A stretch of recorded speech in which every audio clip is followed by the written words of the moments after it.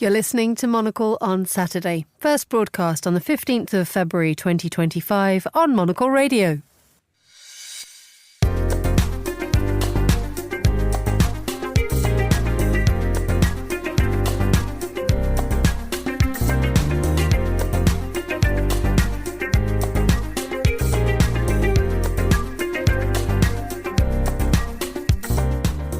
Hello there, it is the 15th of February 2025. It's Emma Nelson here broadcasting to you. Welcome to Monocle on Saturday. Coming up on today's programme, I'll be delighted to welcome Yassmin Abdel-Magied to the studio to go through the week's news and culture. A very good morning, Yassmin. What have you spotted? Well, we've got more from the fallout of the US aid cuts and the kind of response from African nations, looking at Saudi leading Arab states in discussions for a new Gaza plan, and also the Austrian businessman trying to take over the name and trademark of James Bond. Thank you very much indeed for that, Yassmin. Then we'll be hearing from Georgina Godwin. She's still on her travels. And we'll hear from Speirs from the BBC National Short Story Award. That's all coming up on Monocle on Saturday. First, though, a look at the headlines.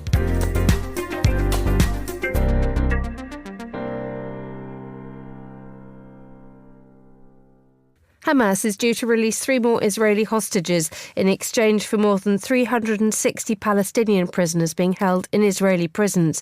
The hostages are Alexander Trufanov, Yair Horn and Sagi Deke Chen. President Zelensky has said more work is needed on any plan to end the war in Ukraine as he met the US Vice President J.D. Vance at the Munich Security Conference. Ukraine's president made it clear that any peace deal with Russia must involve real security guarantees for his country.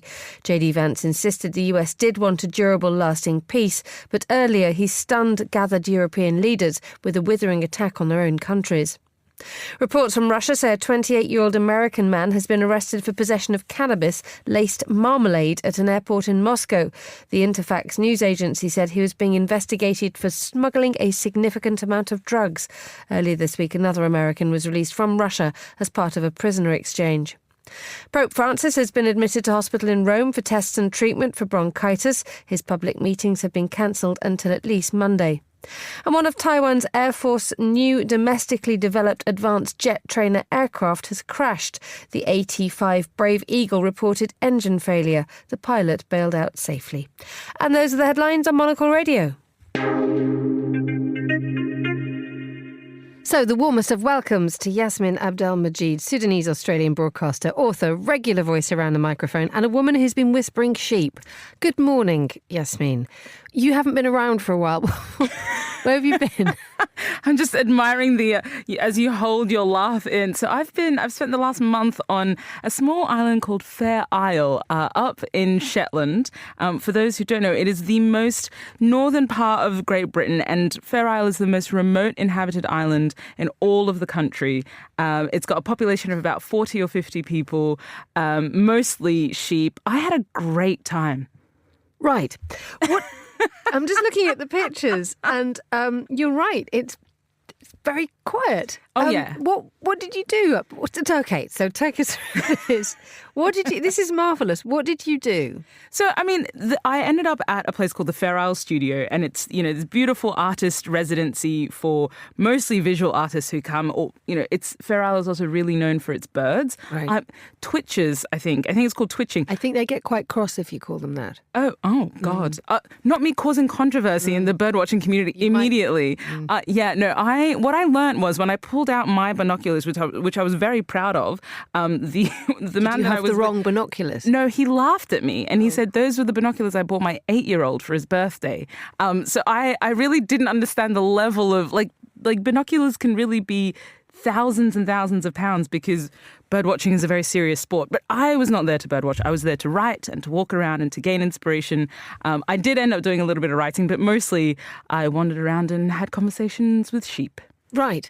So how do you get to Fair Isle? Very good question. So you can fly, but the better route, I would say, the more enjoyable scenic route is to take from London, you take a train up to Aberdeen, which is about 8 hours. Okay. And then you get an overnight ferry to Lerwick, which is the capital of Shetland, the mainland of Shetland. And then from Lerwick, you kind of have to wait for the weather to be good.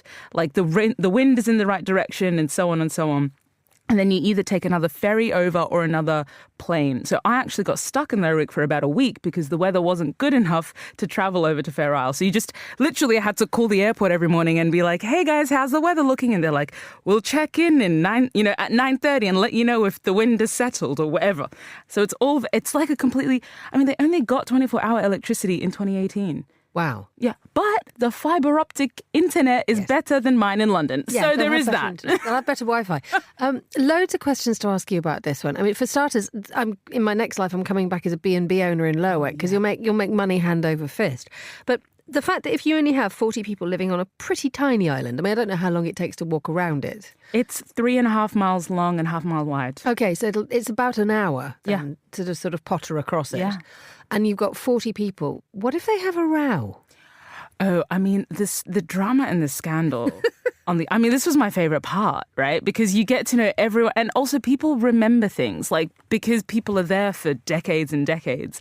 You will hear stories about this one time, so-and-so did this, and then you find out that it happened in 1983. But it'll be sort of spoken about as if it was just yesterday.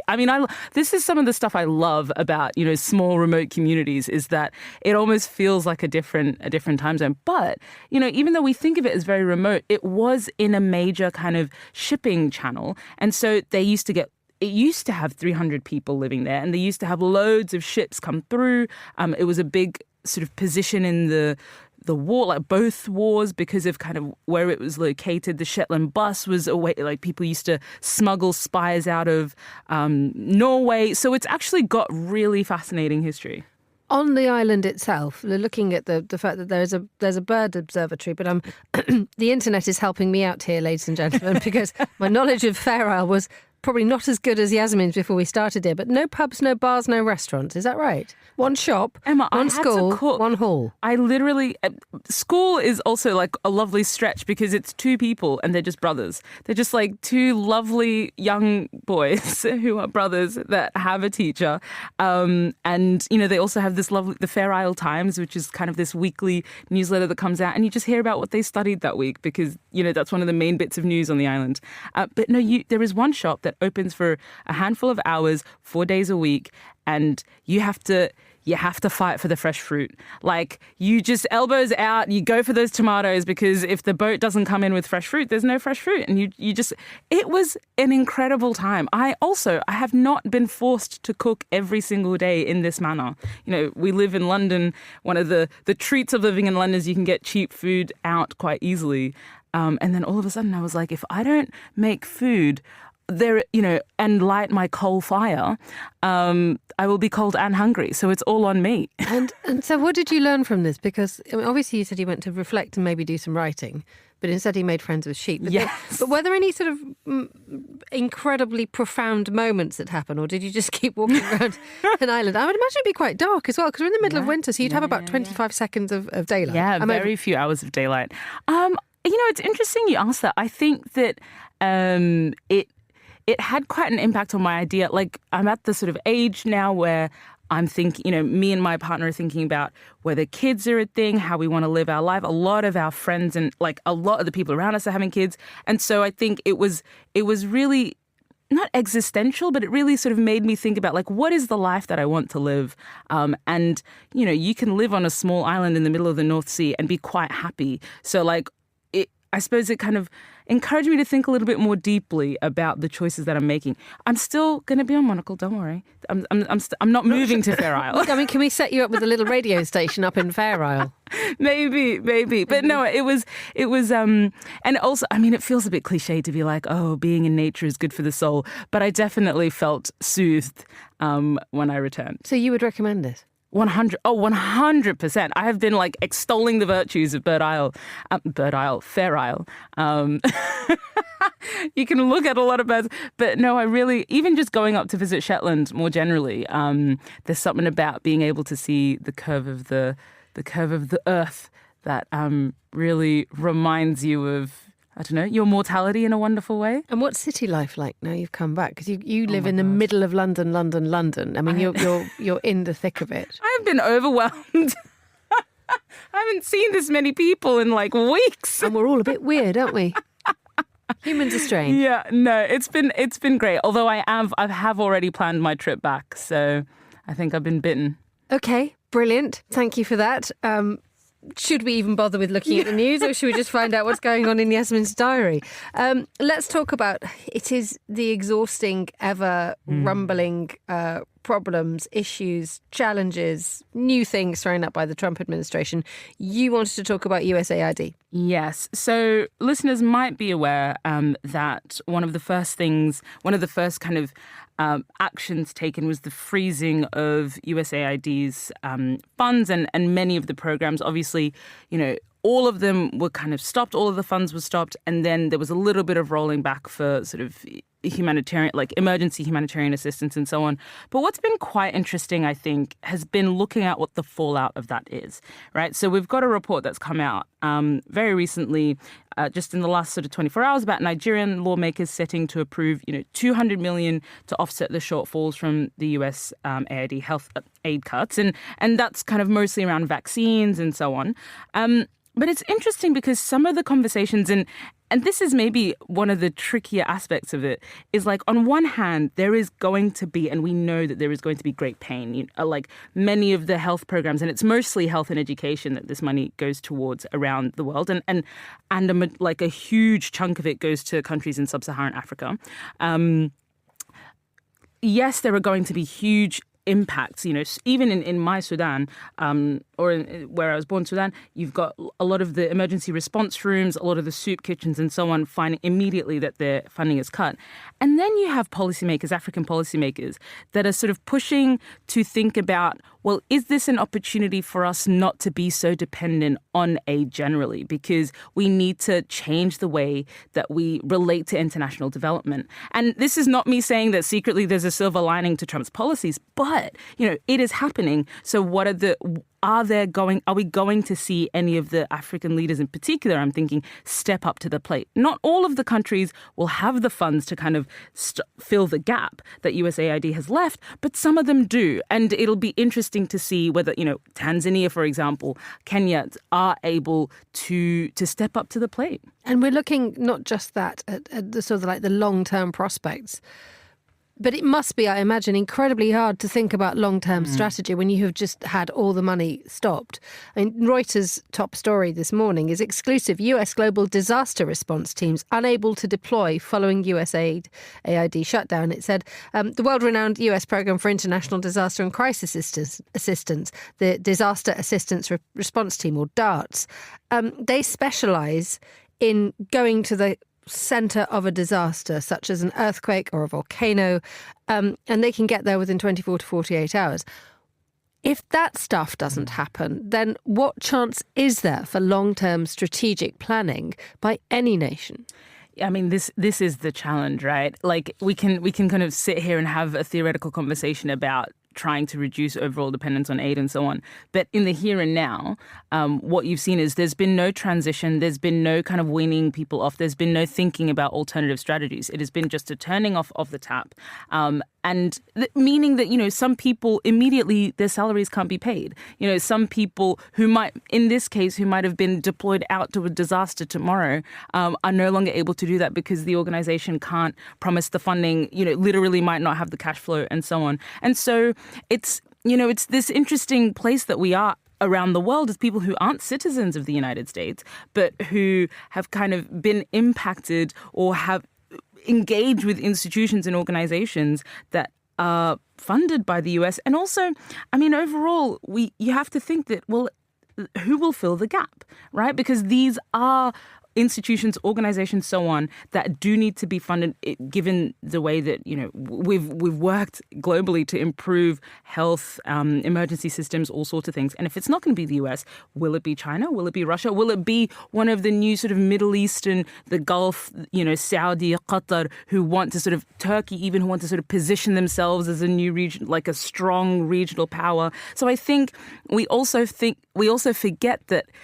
just because the US is stepping back, or we shouldn't perhaps forget that if the US is stepping back, as we are seeing, that gap, nature abhors a vacuum, right? That gap will be filled, and it might not necessarily be an easy nation to deal with. Yes, because we now live in a more transactional world, which is being absolutely borne out by Donald Trump's administration. There's also that feeling that there is now, with the departure of the United States, you suddenly realise just what an awfully large force for good the US is. I mean, there is an awful lot of US bashing globally, dominating, autocratic, charges in, runs the show. But actually, the fact is that the USAID, I think we learned just how far it helps people. Yeah, and I think this is an interesting one, especially for someone like me who's kind of grown up in the shadow a lot of American, the negative aspects of American foreign policy. But I think you're right to point out that, in spite of maybe the sort of White House position or the position of America as empire, there are a lot of examples of people from the United States and using the resources of the United States trying to improve things for people around the world. Whether then you can kind of make the argument that this is about US soft power and so on, you can make that argument. And also, it is worth pointing out or worth acknowledging the benefit and the public health improvements, the educational improvements. I mean, I think public health is probably the best example of international development working. Millions of people being able to live, beating mortality, not dying in childbirth, not dying from malaria, not dying from HIV. These are all very important things. And whether or not, what happens over the next 4 years, I think will not be reversible. So it'll be interesting to see how it plays out. Let's have a quick look at another story which is connected to this, which is the role that Saudi Arabia is wishing to play in the new Gaza plan. Again, Donald Trump goes in, throws every norm and every international relation structure out of the window and says we're going to have Gaza. Saudi Arabia is clearly jumping in at this point. Yeah. And this is also quite interesting to sort of observe how Mohammed bin Salman, MBS as he's known from Saudi, is playing it, right? Because if you look at how Mohammed bin Salman related to Trump when in 2016 and in Trump's first presidency, it was much more being led by Trump, much more using that relationship as a way to shore up his own. He was new, really, on the scene. Now he's much more in a position of power where he's able, it seems, to push back against what Trump has suggested that he wants, which is, a Middle East Riviera cleared of Palestinian inhabitants, essentially. And Saudi is corralling Egypt, Jordan, and a couple of the other Arab states to offer a completely different alternative. And this also ties into the fact that the normalization conversations with, the idea of Saudi normalizing relations with Israel was based on having a Palestinian state.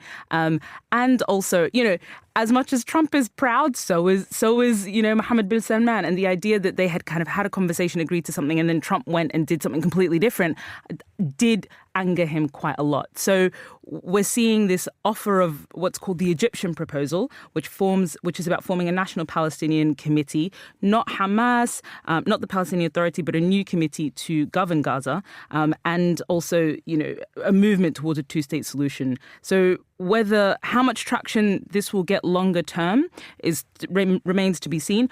But it is also, some people are sort of saying, well, Trump's taking this extreme position this is part of his negotiating tactic. This is how he operates. So perhaps we will see them kind of, Trump and Mohammed bin Salman, come towards some sort of, middle ground. Stay with us, Yassmin, because we're going to be returning to you in a little while to talk about books. Speaking of books, Georgina Godwin is on her travels.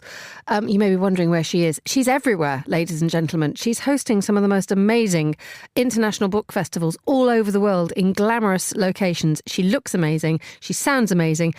And she sent us a little report from where she is. Georgina, over to you. Dear Emma and the Monocle on Saturday crew, after 3 literary festivals in 3 different locations, finally some downtime to catch up on reading for my next events in Singapore, Ubud and Adelaide. We headed first to stay with some friends of friends at Top House, a private residence at the peak of a hill overlooking Cape Weligama. Hacked out of virgin jungle, it's a working cinnamon farm, and I've rarely visited anywhere more beautiful. Designed around an inner courtyard and encircled by deep, shady verandas, each aspect delivered a stunning view over the valley to the sea below. We learned about every part of cinnamon production from growth till final product, managed by workers who are highly skilled and have specialised in this for generations. The place is teeming with wildlife. I've never seen so many peacocks. The owners say around 200 live on the property, and they are apparently very useful for eating baby snakes and for being eaten. "You see peacock," said the owner. "I see curry." The wild boar that roam the land also end up on the table, as do various products made from the milk of the water buffalo. And then onto the Longhouse, part of the small luxury hotel group, which bills itself as an artistic sanctuary and an architectural masterpiece. It's on the coast at Bentota, and a railway line separates the hotel grounds from the sea. This is Geoffrey Bower country, and there are numerous opportunities to explore the work of the legendary Sri Lankan architect within the region, or just to laze about on the beach with the two men in my life, my partner Mike and my brother Peter. This tour has been built around Peter's memoir, Exit Wounds. It's a little odd being a character in a book, and even weirder talking about it on stage in front of thousands, a little like public family therapy. Peter, an award-winning writer, is a former foreign correspondent and TV documentary maker. And the book, subtitled A Story of Love, Loss and Occasional Wars, looks back at our shared past. It's intimate, emotional, and very witty. But meanwhile, we have our shared future to look forward to, and I hope you'll tune in next week for more dispatches from an international interlocutor. Until next week then, with love, Gigi.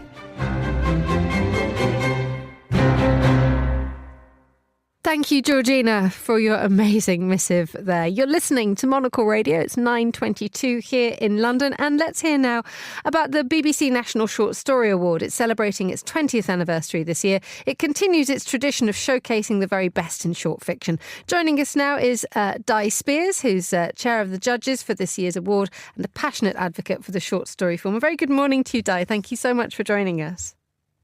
Thank you very much for having me, and yes, great to hear you and Georgina. You've been doing this since this whole thing began. I mean, what's it been like being in charge of something so absolutely precious? Well, it is very precious. It's probably, of all the things I've done at the BBC, the thing I am most proud of, because I know that we've made a really quantifiable difference. When we began the award back in 2005, there was a real issue at that point about where short story writers were going to get their work placed. There'd been a kind of collapse in the magazine and newspaper market. Nobody was publishing anthologies. I knew amazing people who'd won the Pulitzer, like Jhumpa Lahiri, being asked if they would also do a novel if they took their collection to Bloomsbury here and things. And so there was a sense that the short story was really endangered. And when you look to America, Australia, many parts of Europe, certainly, and parts of Africa too, you could see that the short story was flourishing. So it wasn't here. So that was why we began the award. And now, sort of 20 years on, almost, as we approach the 20th, I can see 25 collections at least that have come into being because a story got shortlisted or won. I know that we have changed the lives of some writers really fundamentally. Early on, Julian Gough was on the stage saying, winning this has saved my writing life. Well, that was something like 16 years ago, and he's still a writer. So I think that's a success. Somebody like Ingrid Persaud, she won. She then got an agent. She then published a novel. It won the Costa debut. She's a properly established writer now. So I know that we have made a difference while also making people who really make the short story their passion, people who are our best writers in this country, like Sarah Hall or Lucy Caldwell, they have won the award too in different years. And that's a measure of saying they really are at the top of their game and continue to be so. When you make a difference, it must be tremendously gratifying in a world where just getting your book either in the front window of Daunts or Waterstones or indeed anywhere near the Amazon list is a Herculean task. But in terms of the short story itself, have we now fallen in love with it? So many people complain about a shortening of attention spans. Has the short story suddenly stepped up and sort of filled that literary gap? Well, I grew up with short stories around me. My father kept great collections of Argosy and things. So I think there was always a dedicated band of people. And of course, there were lots of writers in the 19th and the 20th century, certainly, who made their bread and butter by short story writing. But I think you're quite right that the sort of the fact that it's an economical thing, you can read it in one sitting. In fact, often it's best if you read it in one sitting, has meant that it's gained more popularity. It's still not as prominent as one would hope it would be in bookshops, for instance. But, it's still sitting there in the New Yorker. It's still something that people turn to. Our entries have gone up. I think there are more people writing short stories, and there are some really wonderful collections every year that get published. So I would say that it was in a healthier place, definitely, than it was 20 years ago, but that all publishing, is like everything else in times of difficulty. And I was listening to your powerful interview before. It's hard for the arts at the moment, and they also need a bit of, championing and protecting. We're joined in the studio by Yassmin Abdel-Magied, writer and indeed literary judge this week. So I'm now going to hand over to you two to sort of work out how you organise your time, your schedule, and actually your literary priorities. Yassmin, come in on this one. What do you look for when you're going for a super book, something that glues you to your chair? I think it's interesting as a judge because you're sort of consuming, or you're looking at, and Di, I wonder if it's the same for you. You're looking at so many texts at once, right? And so often you get this instinct, and before I had ever judged anything, I would think, how could somebody possibly compare so many different, sometimes different genres in one prize or whatever it might be. But I think sometimes it's like something either hooks you, something has an emotional connection, and also depending on the prize, if I'm at the moment judging the Stella Prize, which is kind of the women's prize in Australia, the criteria is it wants to be original, engaging, and excellent. And you can really, if you've got those ideas in your mind, if you've got that criteria in your mind, you sort of look for it, and then when it really grabs you, it sort of you can't be let go. Does that ring bells with you? Yes, and I think one of the things I see, especially with short stories, I mean, I've judged the Welcome and the Women's Debut Prize, and when there was one, and the Dylan Thomas a couple of times, and I think there's something slightly different with a short story because there's a lot of very competent short stories, partly I think because a lot of people do creative writing courses, and a short story is a great vehicle to learn on things. So there's many, many stories, and it's true of novels to some degree, where you think, yes, it's perfectly good. There's nothing wrong with this, but you're completely right, Yassmin, that there is something about the way that it will grab you and remain and linger in your mind. I was rereading, I thought it would be interesting this year to reread some of the early stories, and I was rereading the early winner, the first winner, which was An Anxious Man by James Lasdon. I haven't read that for 19 years, I don't think, and it was really fresh to me. There were still things in it that surprised me, and I understood it yet again in a different way because I'm a different age now. And I think that's the power of a really good piece of writing, novel or short story, that it bears rereading. It does something emotional to connect to you. It stays in your mind, and it's also, actually, for me, the excellence of the writing does really matter. Do something original or fresh, but it has to do it well. Being original, being fresh, doing it well is particularly difficult when you have a much reduced number of words to get the job done. There is that constant observation about short stories, isn't there, that brevity is the absolute key here. Does that still apply? Oh, yes, I think so. And I think also, if I had one plea to writers, and I think it's where another thing that distinguishes the really, really excellent from the very good, it's about editing. I interviewed William Trevor years ago. I worked with him quite a lot, who was a consummate short story writer, and interestingly always called himself a short story writer first who also wrote novels. And there's not very many people that would make that claim.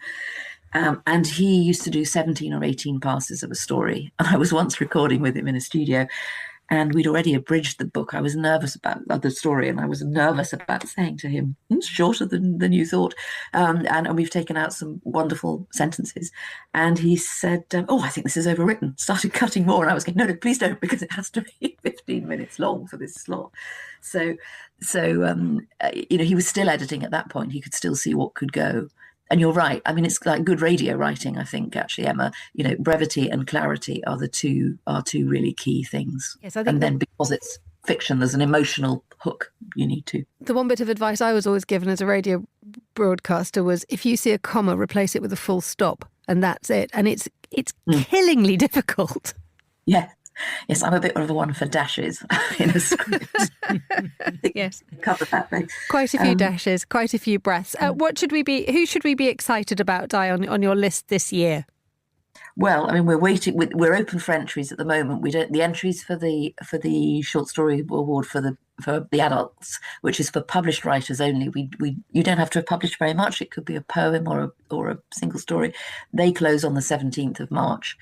And we've got an amazing panel this year. They're all judges who have judged it before, and 3 of them have won or been shortlisted. So William Boyd, who judged it the first year, is judging, as is Lucy Caldwell, Ross Raisin, who won last year, and Kamala Shamsi.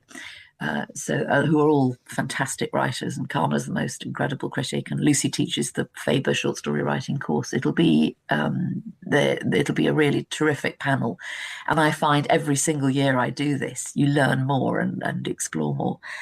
Who we should be looking out for? Well, I mean, I would expect to see possibly some short stories from younger writers like Anna Bailey or Sabah Sams maybe will come through. I hope there will be some names that I haven't met yet and haven't encountered. I always read people that I've not come across. And I really hope this year that we will also have some of our premier short story writers in this country entering, and that could be from anywhere in Northern Ireland or Scotland and Wales, England. Any writers who are resident here for 6 months, they're all available, and they can all enter. And of course, it's a good prize for a short story because it's £15,000. And then we also have a Young Writers Prize. I know you do a lot of work, Yassmin, with younger writers, and we have our Young Writers Award. And what's rather nice this year is one of our young writers who has won in the past is now judging this year because she's too old to enter, Lottie Mills, and she published her first collection last year, and she's only 22 now, just graduated, and her first collection of short stories is out, and that is absolutely directly the award has been integral to her progress. Yassmin, let's ask about young writers, because there is so much spoken about how people now born with an iPad in their hand, if we had been born with an iPad in our hand, we possibly wouldn't have read as many books. Is literature still safe? Do we have some great guardians of good words and good stories who haven't sort of fallen down the YouTube hole just yet?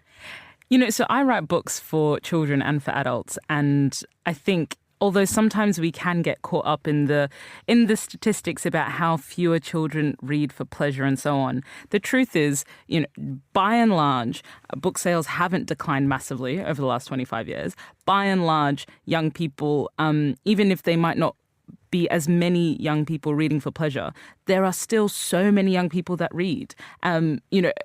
If you look at the number of books, I mean, I'm also judging the Jalak Children and YA Prize this year, and the number of books that are written and published in children's and YA is increasing, and we're seeing more and more characters from different backgrounds and so on being represented in fiction, which is fantastic. I mean, yes, the panic is there. There is always panic about, people not reading. But I also find it amusing because, even Plato, I'm pretty sure it was Plato who got worried about the novel being, a form because he was worried that it would affect people's memory, right? So I think it's partly just the fact that when there are new things competing for people's attention, there will be reduced amount of time available for things like reading. But there is nothing that quite replaces sitting with a book, engaging with a story, and maybe people engage with stories in different ways. Maybe the story is on YouTube. Maybe the story is in an audiobook, but it is ultimately the craft and the enjoyment and the power of telling a story that can change a child's life. And I know for a fact, I did, just 2 days ago, I did a creative writing workshop with a bunch of high school kids, and they were as engaged and as obsessed and as keen to publish books as any kid I've ever engaged with over the last, 10 years or so. Oh, that sounds incredibly reassuring that we don't just have the readers, but we do have a new generation coming through of young writers who will know how to keep our attention. I'm very positive about the writers. I think the exposure to words in all sorts of different ways actually is creating some different forms. It's making people think differently about how they tell a story and whether they might use text within it or different forms and play about a bit more. I think that's encouraging, and we certainly see. The level and standard and originality of the Young Writers Award every year is astounding, and the writers that enter that have to be very self-motivated. They have to kind of find the competition and enter it themselves, and we're getting 1,000 entries a year, and it really can make a difference, I think, to the way that people feel seen and sort of acknowledged as a writer to do something like this. And we, like you, Yassmin, we run workshops with them, and the opportunities are great. We also have in an attempt to sort of encourage critical thinking as well, we run a sort of outreach program attached to the award called the Student Critics, and that's for sixth formers to really engage with critiquing literature, because one thing we still need is serious reviewers and people who are going to support literature without necessarily writing it. And Student Critics is a great thing where sixth forms across the UK will, if their teachers want to apply, they can get sent the anthology when we publish it at the beginning of September. They can critique it themselves. They can make their own choice about which of the adult stories should have won, and some of them come along to the award ceremony every year. And it's just lovely to see how engaged they are with reading, and the two need to be coexistent. I once had somebody say to me that they'd sent a story to the BBC and they didn't understand why they hadn't had editorial feedback, and I was saying, well, it's because we're a team of about 3 people trying to put out all the literature, can't do individual critiquing. But I was saying, do you buy the magazines? Do you enter the small competitions, and do you support the small literary magazines that are publishing stories? Because it needs to be an eco-culture that will support all the different branches of it, I think. And I think there is quite a good culture among younger people, and certainly people in their 20s and 30s, which there's a lot out there if you want to write. Di, thank you so much for joining us on the line. That was Di Speirs, the BBC National Short Story Award, celebrating its 20th anniversary this year. And that's all the time we have for today's programme. Thanks also to Yassmin Abdel-Magied for coming back from her island to join us for Monocle on Saturday. Thanks to our producer Desiree Badley and our studio engineer Alan Whedon. Monocle on Saturday returns next weekend. For now, from me, Emma Nelson, goodbye. Thank you very much for listening.